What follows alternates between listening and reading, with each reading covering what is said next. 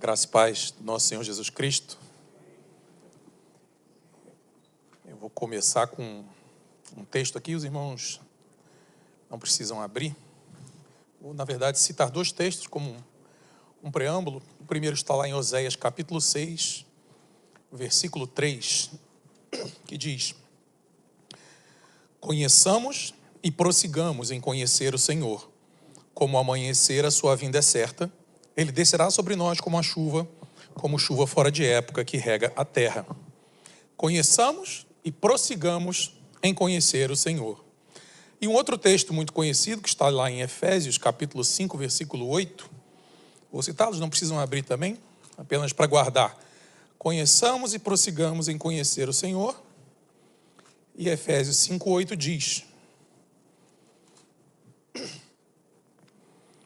Porque outrora erais trevas, mas agora sois luz no Senhor. Andai, pois, como filhos da luz. Senhor, nós te pedimos que esteja nos abençoando, que teu Santo Espírito venha nos revelar tua palavra, para que possamos compreendê-la da maneira que te agrada, da maneira que te apraz. É o nosso pedido no nome de Jesus. Amém. Meus irmãos, nós já vamos abrir no texto, digamos assim, central, mas conheçamos e prossigamos em conhecer o Senhor. Você não apenas conhece o Senhor, mas você aprofunda esse conhecimento. É um ato contínuo, é um ato que não para. Costuma-se dizer que em música, no instrumento, você nunca para. Ou você está evoluindo, ou você está involuindo. Se você para de estudar, você não vai voltar no ponto em que você parou. E nosso conhecimento de Deus, ele é contínuo. Conheçamos e prossigamos em conhecer o Senhor. Isso diz a respeito da Escritura, porque a maneira como Deus se revela a nós é por meio da Escritura. Nesse ponto, há algumas palavras, duas palavras pouco usuais para nós: a ortodoxia, ou seja, o ensino correto, nos leva à ortopraxia, a prática correta. Se você tem um bom fundamento, se você tem um bom conhecimento, um bom ensino bíblico, naturalmente o que é de se esperar é que tenha uma boa prática. Ao passo que, se você não conhece o ensino, se você não conhece a doutrina, você não vai conseguir ter uma prática correta.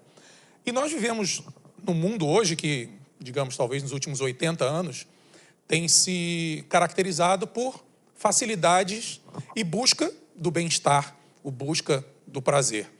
Se olharmos pouco tempo atrás, há menos de um século, não havia geladeira, não havia máquina de lavar, não havia micro-ondas. E tudo nessa sociedade que nós vivemos hoje nos leva na direção da busca de um bem-estar. E é interessante que eu vou convidá-los a abrirem lá em João, capítulo 21. João 21. A gente vai começar a ler do 15.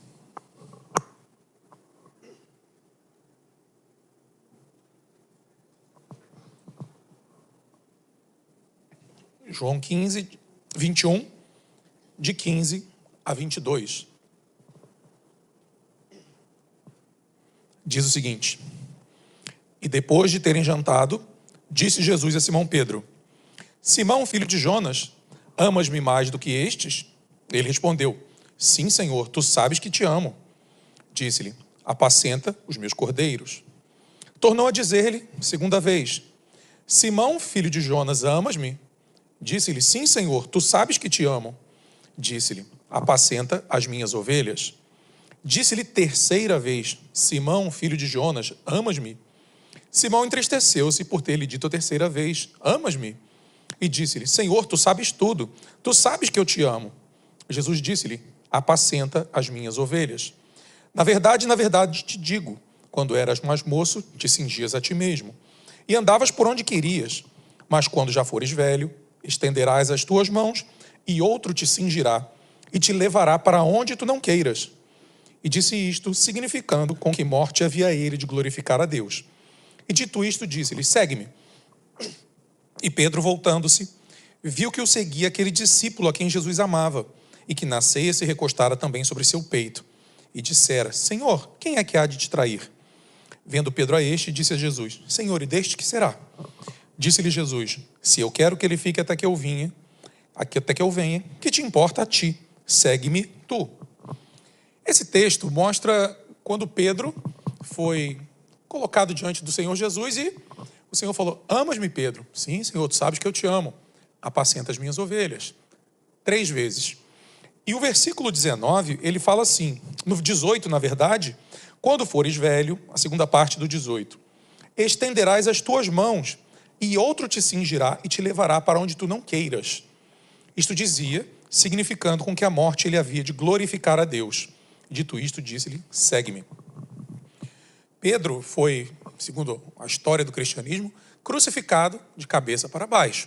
Está se referindo a esse momento que ele iria para onde ele não gostaria de ir, porém, significando com que morte havia ele de glorificar a Deus.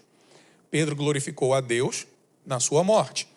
Eu acabei de mencionar que nós vivemos uma época de busca de bem-estar, busca de satisfação, busca de regozijo. Pedro enfrentou a morte de cruz e cruz de cabeça para baixo, e nessa morte ele glorificou a Deus. Nesse ponto, nós vemos que o Evangelho parece ser o oposto dessa busca do bem-estar. O Evangelho nos leva a pensar: se aconteceu isso com Pedro, o que será de mim? O que significa, nós vamos nos aprofundar aqui hoje um pouco, nessa questão de Pedro ter glorificado a Deus com a sua morte. O que seria isso? Quando nós pensamos nesse aspecto específico, parece, olha, eu posso glorificar a Deus de um modo muito sobrenatural, de um modo muito espiritual, como Pedro, morrendo de cabeça para baixo. E começa-se a entender por pregadores que grandes obras Deus fará na sua vida. Você vai atravessar o oceano, você vai fazer coisas mirabolantes para glorificar a Deus. E, no entanto, abram lá em 1 Coríntios capítulo 10, versículo 31.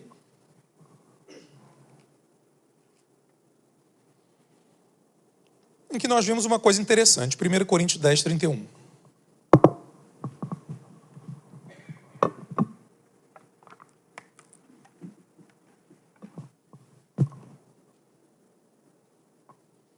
Diz o seguinte: portanto, quer comais, quer bebais, ou façais qualquer outra coisa, fazei tudo para a glória de Deus.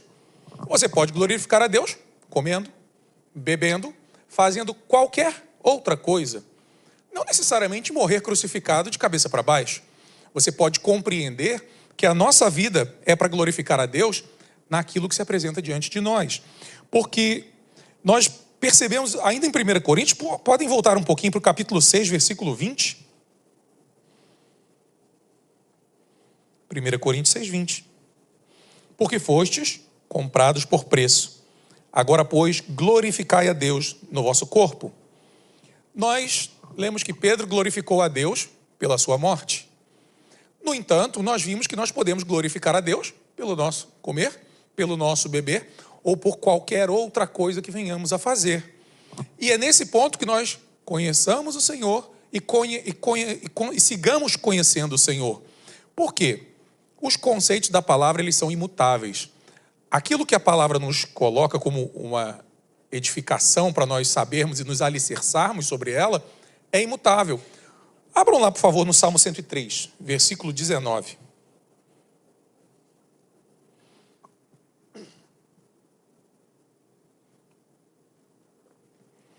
Parece que não tem nada a ver, mas nós veremos que vai fechar o nosso quebra-cabeça. Salmo 103, 19 é um conceito. Nos céus estabeleceu o Senhor o seu trono. O seu reino domina sobre tudo. Aqui nós temos um conceito claro. Deus é soberano. Deus domina e governa sobre todas as coisas. Não há exceção. É um conceito que nós temos que ter firmados, conhecendo e seguindo em conhecer o Senhor. Em 1 Timóteo 6 fala que o Senhor Jesus é o único soberano, Rei dos reis, Senhor dos senhores. Conceito colocado, lemos na palavra, pronto, está ali o meu alicerce, vou caminhar sobre isso. Mas tem outra coisa importante que nós podemos identificar na palavra. Podem abrir lá em João, capítulo 14, versículo 17. Nós vamos ler 3 textos em João.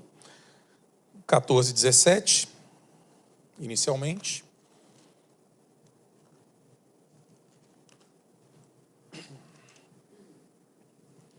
em que diz: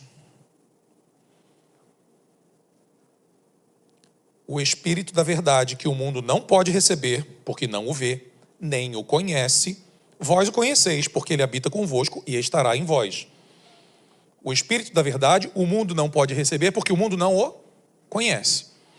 Mas vós o conheceis, porque ele habita convosco. Deus é soberano. O mundo não conhece o Espírito de Deus. Passando para João 15, 21. Tudo isto, porém, farão com vocês por causa do meu nome, porque não conhecem aquele que me enviou. Deus é soberano sobre todas as coisas. O mundo não conhece o Espírito de Deus. O mundo não conhece aquele que me enviou. Jesus está falando do Pai. João 1, versículo 10.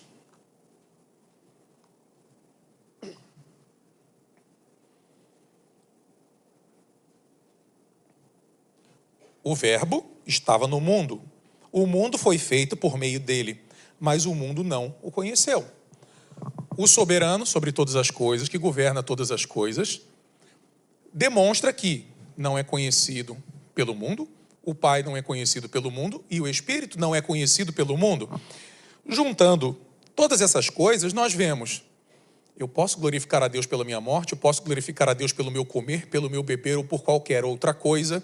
São uma série de conceitos que estão na palavra. Eu posso compreender que Deus é soberano sobre tudo e sobre todos, e posso compreender que o mundo não o conhece. Mas havia um que conhecia Deus. Satanás conhecia Deus, os irmãos sabem, lá em Isaías capítulo 14, em Ezequiel capítulo 28, Satanás conhecia Deus e ele teve no seu coração, e achou no seu coração, num dado momento, que eu serei semelhante ao Altíssimo. Satanás teve um pensamento, a iniquidade se achou nele: serei semelhante ao Altíssimo. Satanás é o pai da mentira por causa disso, porque essa foi a primeira mentira. Ele acreditou que poderia ser igual a Deus, e isso é mentira. É impossível ser igual a Deus.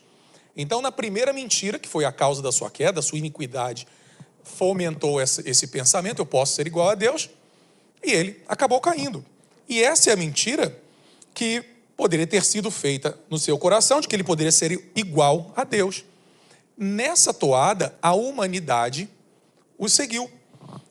Podem abrir lá no Salmo 2, os versículos de 1 a 3?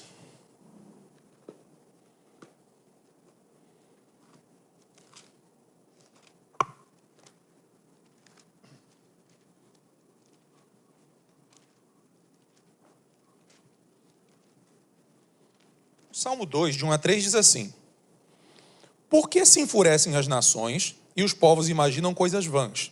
Os reis da terra se levantam e as autoridades conspiram contra o Senhor e contra o seu ungido, dizendo: vamos romper os seus laços e sacudir de nós as suas algemas. Nós lemos que o Senhor é soberano, o Senhor governa sobre tudo, ele tem o domínio sobre tudo. Satanás, na sua primeira mentira contada para si mesmo, achou que poderia ser igual a Deus, achou que poderia sentar-se no trono de Deus e serei semelhante ao Altíssimo. O Salmo 2, ele dá um reflexo do que aconteceu, e no livro de Atos capítulo 4, isso é explicado. E também em evento futuro. Porém, em Atos 4, ele demonstra que Herodes e Pilatos, os reis da terra, se levantaram e conspiraram contra o Senhor e contra o seu ungido. O que é isso? É não reconhecer a soberania de Deus. É não conhecer Deus, é não conhecer a verdade da Escritura, porque estavam pautados na mentira. Porque o homem, ao ser separado de Deus por causa do pecado, ele não conheceu mais a Deus, ele não conheceu mais seu Espírito, que é o Espírito da verdade, e não conheceu Jesus, que fez o mundo. Então, por isso, por não conhecer a realidade espiritual, o homem se levanta contra Deus, contra o soberano, o único Senhor dos senhores, o único Rei dos reis.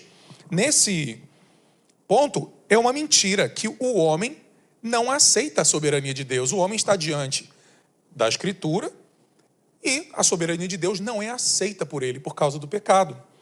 Agora, como que se refuta uma mentira? Somente uma forma, com a verdade. Se nós estivermos aqui e chegar um visitante e alguém falar: aquele ali é o Albert. O Albert não sabe tocar violão, não. Ah, que legal, ele não sabe tocar violão. Aí vem outro: Albert não sabe tocar violão. E começa a se espalhar: o Albert não sabe tocar violão, o Albert não sabe tocar violão. No dia que o Albert tocar o violão, as pessoas serão expostas à verdade. Que o Albert sabe tocar violão e sabe tocar muito bem. A maneira de se combater a mentira é com a verdade, é com a exposição à verdade. E é por isso que lá em João 16:13, o Espírito da verdade vos guiará a toda a verdade, porque não falará de si mesmo, mas de tudo que tiver ouvido, e vos anunciará as coisas que hão de vir. Voltando para a questão lá do éreis trevas, outrora éreis trevas, agora sois luz no Senhor. Andai, pois, como filhos da luz.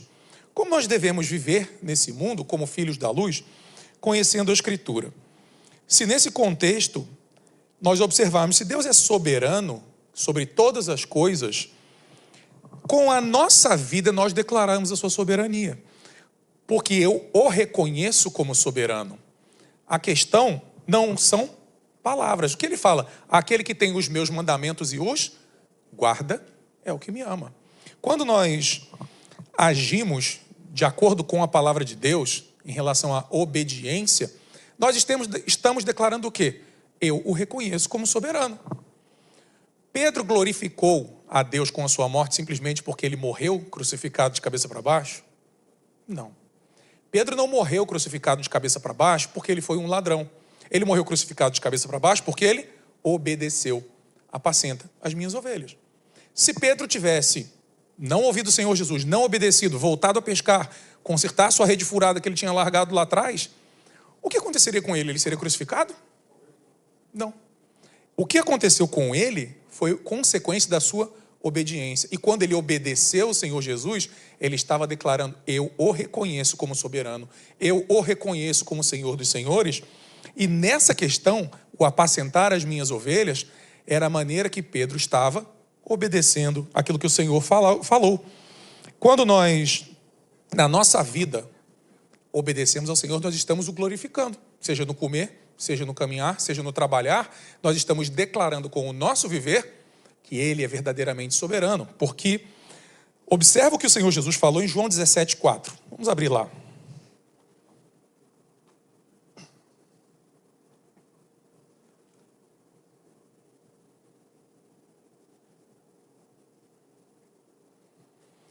João 17:4.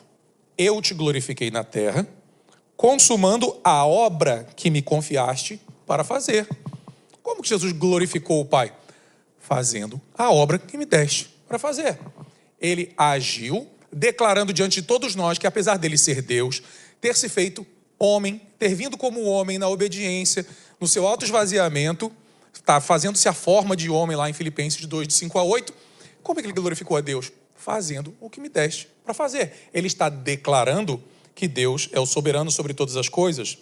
E quando nós somos obedientes, nós dissipamos esta mentira que o mundo não reconhece, a soberania de Deus. Os reis da terra que se enfureceram contra o Senhor e contra o seu ungido.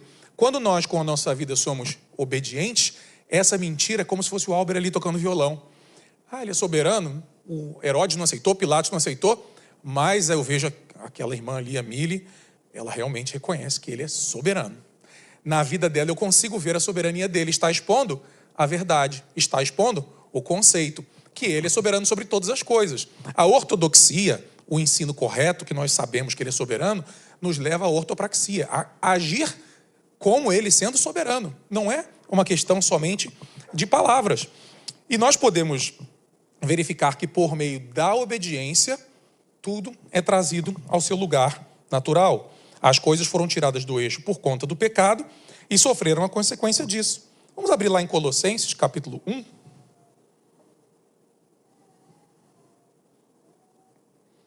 Nós vamos começar do 13. Colossenses 1, de 13 a 20.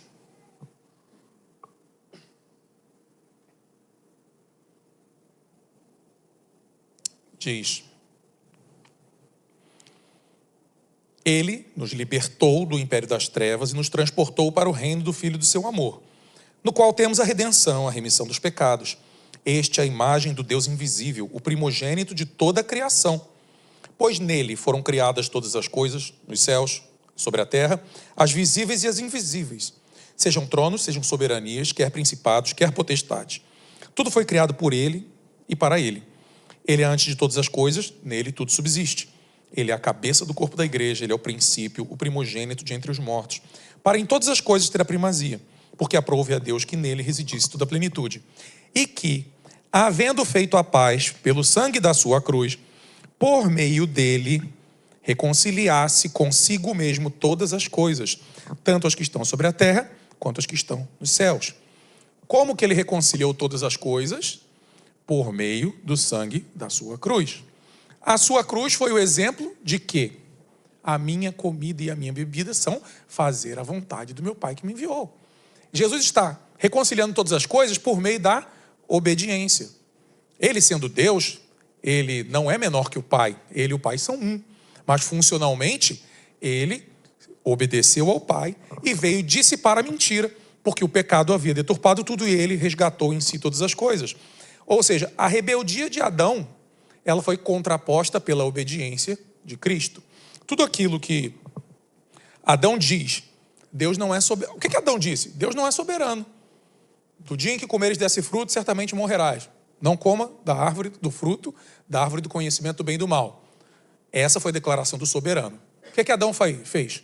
Ele comeu, ele não reconheceu a sua soberania, ele desobedeceu. Em Cristo foi o oposto. O que o Pai falou foi obedecido.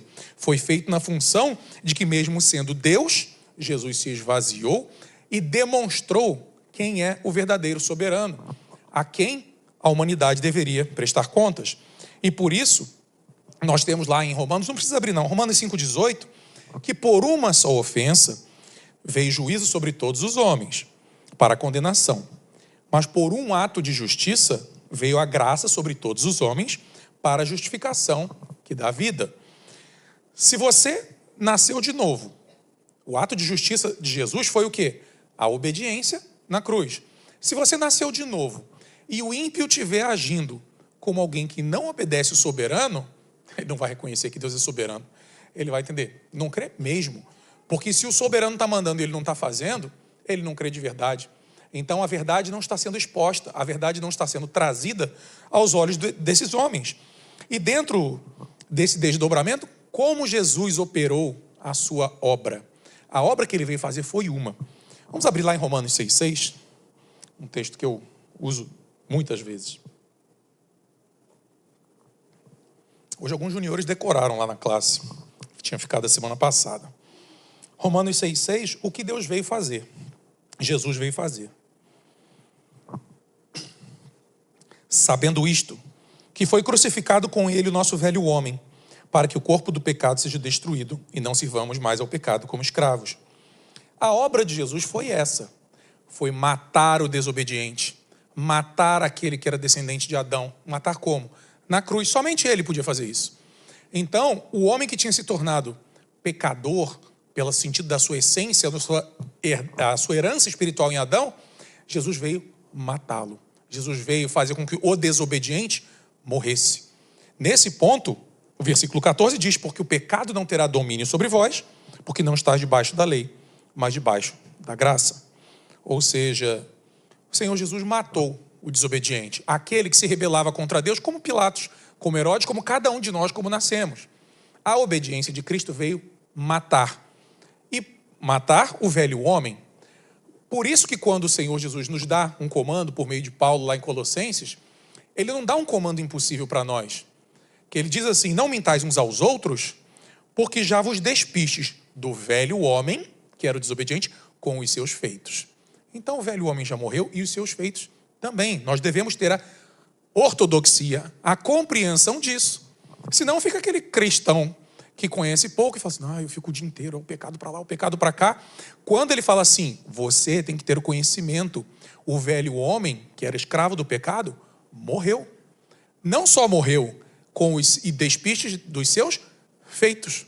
Então, a obra da obediência de Cristo foi matar o desobediente. E é interessante que em 1 João 5,3 ele fala que guardamos os seus mandamentos e os seus mandamentos não nos são pesados. Isso é importante, não é a religião opressora, não pode isso, não pode aquilo. É uma mudança de natureza, uma mudança de coração. Os seus mandamentos não nos são pesados. Porque aquele que antes tinha dificuldade, não conseguia obedecer, não declarava a soberania de Deus com a sua vida, era impossível porque era em essência pecador, era rebelde por essência, ele agora, ao ser transformado em Cristo, ele consegue não ter como esses mandamentos sendo pesados. Jesus matou o desobediente, mas não só isso. Ele fez com que nascesse, a partir do obediente, uma nova criatura. Em Efésios capítulo 2, versículos de 6 a 10. Vamos abrir lá?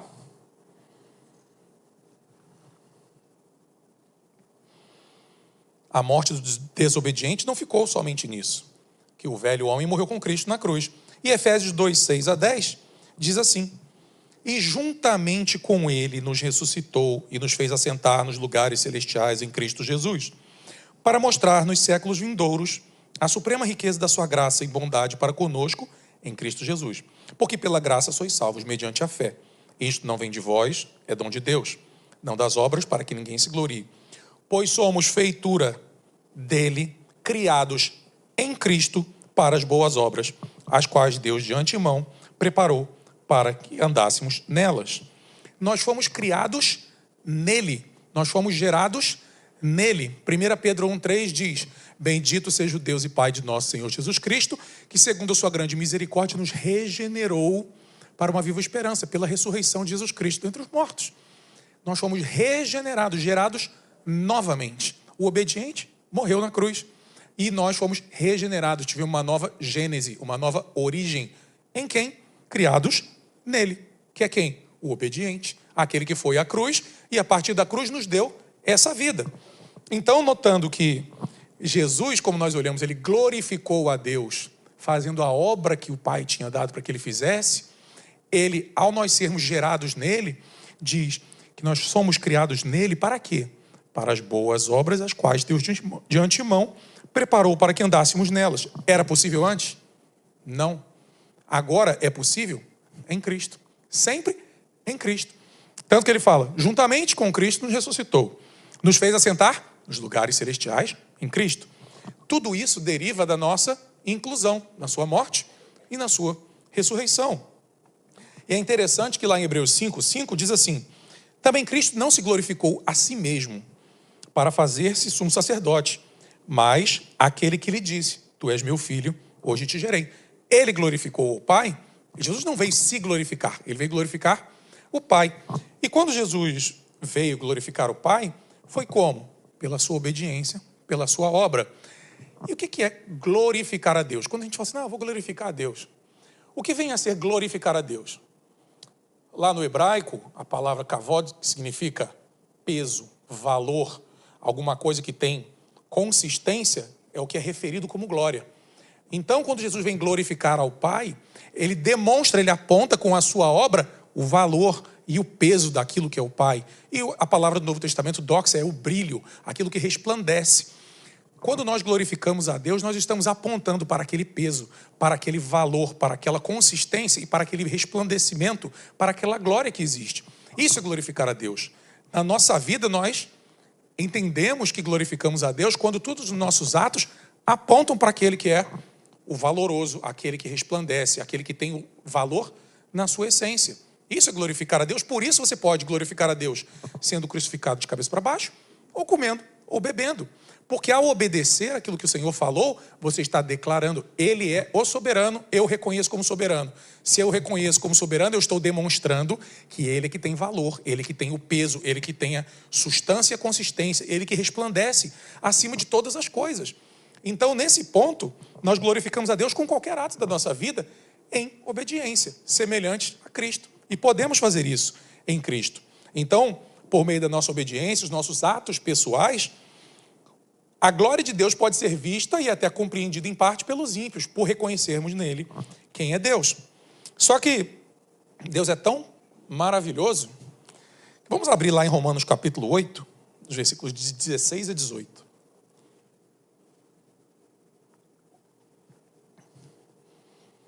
Romanos 8, 16. O próprio Espírito testifica com o nosso espírito que somos filhos de Deus. E se nós somos filhos, somos logo herdeiros também, verdadeiramente herdeiros de Deus, co-herdeiros de Cristo, se é certo que com Ele padecemos, para que também com Ele sejamos glorificados. Porque para mim tenho por certo que as aflições deste tempo presente não são para comparar com a glória que em nós há de ser revelada. Jesus veio glorificar ao Pai. Só que, além disso, ele ainda diz assim: se é certo que com ele padecemos, para que também com ele sejamos glorificados. E ele ainda diz, porque as aflições deste tempo presente não são para comparar com a glória que em nós há de ser revelada. Essa glória que há de ser revelada em nós é a glória de quem? Dele. Porque tudo aquilo que em nós glorifica a Deus é uma glória em nós, que está apontando para o verdadeiro Senhor. Porque se nós estamos nele, na sua morte, sabendo isto, que nosso homem velho foi com ele crucificado. Se nós estamos na sua ressurreição e nos ressuscitou juntamente com ele, certamente na sua glorificação. Porque ele diz, se é certo que com ele padecemos, morreu com Cristo. Romanos 6, no início ele fala, ou porventura ignorais que todos quantos fomos batizados em Cristo, fomos batizados na sua morte. Então, se você está nele na morte, se você está nele na ressurreição, e Cristo é glorificado, e você está assentado em Cristo, nas regiões celestes, você será glorificado juntamente com ele, porque você está nele. Você não está do lado dele, você está assentado nele, no próprio Cristo. E esse texto é maravilhoso, porque ele já é uma certeza. Se nós passarmos para o versículo 28 a 30, que é aquela expressão que está no passado, mas é um evento futuro, Romanos 8, de 28 a 30, a nossa glorificação, sabemos que todas as coisas contribuem juntamente para o bem daqueles que amam a Deus, daqueles que são chamados segundo o seu propósito. Porque os que dantes conheceu, também os predestinou para serem conformes à imagem de seu Filho, a fim de que ele seja o primogênito entre muitos irmãos. E aos que predestinou, a estes também chamou, e aos que chamou, também justificou, e aos que justificou, também glorificou. É um evento que nós vamos participar da glorificação do Senhor Jesus Cristo, mas já é dado como fato, já no passado. Então, estando assentado em Cristo, nós temos uma observação que vale a pena ser feita. A questão da obediência, de que erais trevas, agora sois luz, andai, pois, como filhos da luz. Nesse mesmo texto de Romanos 8, versículo 15, ele mostra a nossa condição. Porque não recebestes o espírito de escravidão, para outra vez estardes em temor, mas recebestes o espírito de adoção de filhos, pelo qual clamamos, Abba, Pai. Nós antes tínhamos o espírito de escravidão. É engraçado que nós devemos obedecer. O que o escravo faz? Ele obedece. Só que obedecia, no caso, ao pecado. Mas nós não recebemos o espírito de escravidão.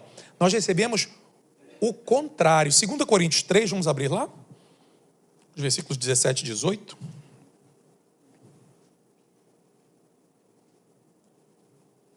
Se antes nós tínhamos o espírito da escravidão e não queríamos obedecer a Deus de forma alguma, hoje, em 2 Coríntios 3, 17 e 18, diz, ora, o Senhor é o Espírito.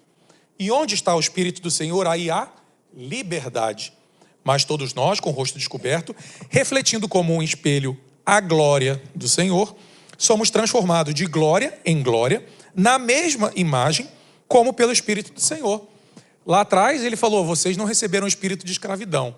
Quando você era escravo do pecado, você não podia obedecer a Deus. Mas agora, onde está o Espírito do Senhor, aí a liberdade. E nessa liberdade, todos nós com o rosto descoberto, refletindo como um espelho a glória do Senhor. Nós refletimos a glória dele. Como? Fazendo as obras que ele preparou para que andássemos nelas. Obedecendo, declarando-o como soberano, obedientemente. Agindo e declarando com cada ato, comer, beber, ser crucificado de cabeça para baixo, pregar o evangelho, trabalhar bem, estudar bem, nós estamos declarando quem é o soberano, quem é aquele que nos dá todas essas coisas em Cristo. E só podemos fazer assim porque nós andamos e vivemos naquele que nos gerou, na forma. Ele era o unigênito, ele se tornou o primogênito, ou seja, o primeiro gerado dos mortos. Então, porque em Cristo nós fomos gerados, nós podemos, nesta liberdade, refletir como um espelho a glória do Senhor e ser transformado de glória em glória na mesma imagem, como pelo Espírito do Senhor. Então, meus irmãos, lá no início, eu falei que a sociedade hoje, ela busca o bem-estar. E quando nós olhamos Pedro sendo crucificado de cabeça para baixo, o Evangelho parecia ser algo oposto ao bem-estar. No entanto, quando nós estamos com a liberdade que o Espírito nos provê para obedecer aquilo que o Senhor nos manda fazer, reconhecendo-o como soberano, nós estamos caminhando nesse mundo para aquilo que fomos feitos desde o início. E não há maior regozijo, porque aqueles homens aqui que trouxeram a Escritura para nós se regozijavam nisso, se alegravam nisso porque eles estavam agindo naquilo para o qual eles foram feitos. Isso traz o bem-estar, você estar na função para o qual você foi feito. Se você foi gerado em Cristo para as boas obras e você não caminha nessas boas obras, há satisfação? Não, não tem como. Porque a sua essência de ser regenerado com uma fonte de vida em você, que é o Cristo, o obediente, que veio fazer a vontade do Pai, e você não anda segundo essa vontade do Pai, você não pode ter bem-estar, você não pode ter alegria se você está fora daquilo que é a vontade de Deus, que é a obediência, que vai fazer o quê? Glorificá-lo como soberano sobre todas as coisas.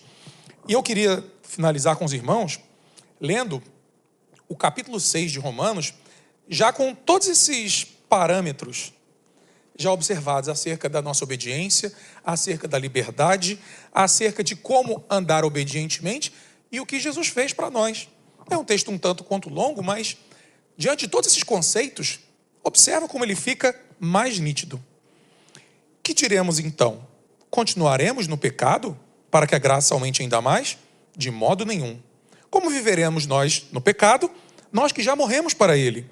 Ou será que vocês ignoram que todos quantos fomos batizados em Cristo, fomos batizados na sua morte?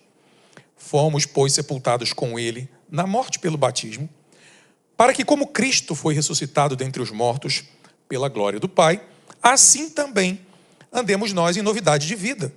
Porque, se fomos unidos com ele na semelhança da sua morte, certamente também seremos na semelhança da sua ressurreição.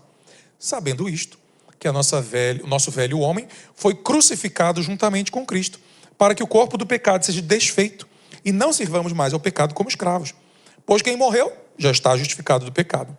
Ora, se já morremos com Cristo, cremos que também com ele viveremos. Sabemos que, havendo Cristo ressuscitado dentre os mortos, já não morre, a morte não tem domínio sobre ele. Pois quanto a ter morrido de uma vez para sempre, morreu para o pecado. Mas quanto a viver, vive para Deus. Assim também considerai-vos mortos para o pecado, mas vivos para Deus em Cristo Jesus. Portanto, não permitam que o pecado reine em seu corpo mortal, fazendo com que vocês obedeçam às paixões. Também não ofereçam os membros do corpo ao pecado como instrumentos de injustiça, mas como pessoas que passaram da morte para a vida. Ofereçam a si mesmos a Deus e ofereçam seus membros a Deus como instrumentos de justiça. Porque o pecado não terá mais domínio sobre vós, porque não estão debaixo da lei, mas debaixo da graça. Todo o cerne aqui dessa primeira parte nos leva: você morreu com Cristo? Aquele que era o desobediente, aquele que não reconhecia o soberano, morreu. Se ele morreu e você foi gerado naquele que é obediente, porque certamente, se você morreu com ele, você será ressuscitado com ele, você agora não precisa andar daquela maneira. Você está livre do pecado. Onde há o Espírito, há liberdade. E ele diz: e então, havemos de pecar porque não estamos debaixo da lei, sim da graça? De modo nenhum. Será que vocês não sabem que, ao se oferecerem como servos para a obediência, vocês são servos daqueles a quem obedeceu, seja do pecado que leva à morte ou da obediência que conduz à justiça? Mas graças a Deus, que tendo sido escravos do pecado, vocês vieram a obedecer de coração à forma de doutrina que foram entregues. E uma vez libertos do pecado, foram feitos servos da justiça. Falo em termos humanos por causa das limitações. Assim como ofereceram seus membros para que fossem escravos da impureza e da maldade, que leva à maldade, assim ofereçam agora os seus membros para que sejam servos da justiça para a santificação. Porque quando vocês eram escravos do pecado, estavam livres em relação à justiça. Naquele tempo, que fruto colheram? Somente as coisas de agora de que se envergonham, porque o fim delas é a morte. Agora, porém, libertos do pecado, transformados em servos de Deus, o fruto que vocês colhem é para a santificação, e o fim, neste caso, é a vida eterna, porque o salário do pecado é a morte, mas o dom gratuito de Deus é a vida eterna em Cristo Jesus, nosso Senhor. Então, meus irmãos, tenhamos sempre em mente isso. A nossa obediência reflete a soberania de Deus diante de todos os homens.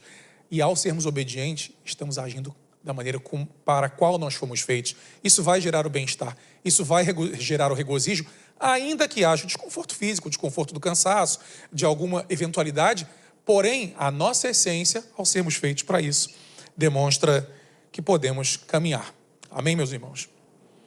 Senhor, nós te pedimos que apliques a tua palavra em nosso coração, que possamos, com o nosso viver, te glorificar, Senhor, reconhecer-te como soberano que governa todas as coisas e que nos uses como instrumentos da justiça, instrumentos para a tua glória sempre, Senhor, que sejamos pequenos cristos na acepção da pessoa e da palavra, Senhor, que andemos nas obras que o Senhor preparou de antemão para que andemos nelas, Pai. Dá-nos teu Espírito com a certeza e a tranquilidade de que tu vais operar essa obra em nós. É o que nós pedimos e agradecemos, no nome de Jesus. Amém.